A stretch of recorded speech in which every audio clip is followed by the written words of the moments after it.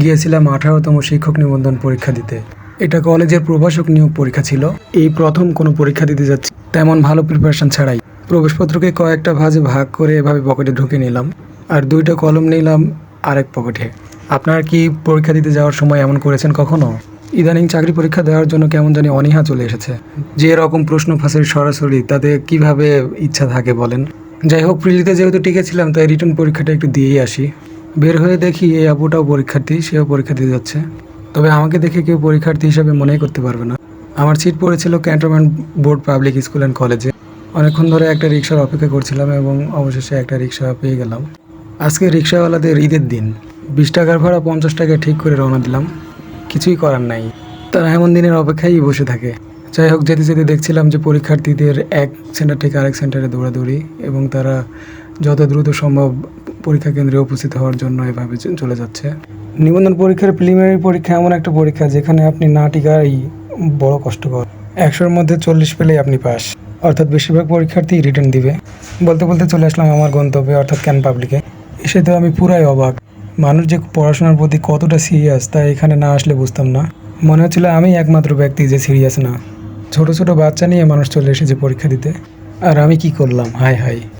এদিকে আবার এই আপুর দিকে লক্ষ্য করেন, সে পড়তে পড়তে চলে যাচ্ছে। এভাবেও পড়া যায় বাপরে বাপ। তবে মেয়েরা বেশিই পড়ে।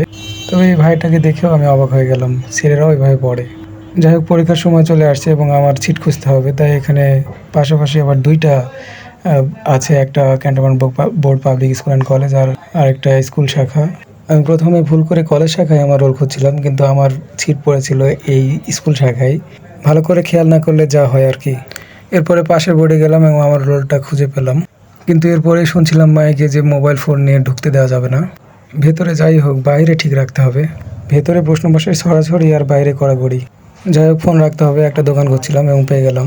ফোন টোন রাখা যাবে নাকি? ভিতরে যাব। এরপরে পরীক্ষা দিয়ে বের হলাম এবং বের হওয়ার পরে দেখেন কি অবস্থা।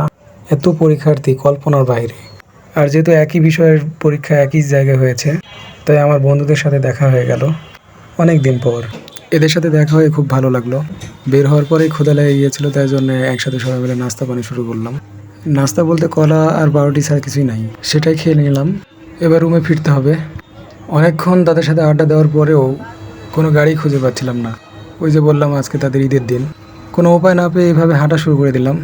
একসাথে অনেকজন ছিলাম বলে রিক্সাও নিতে পারছিলাম না, তাই কি আর করার, হাঁটো, এভাবে হাঁটো।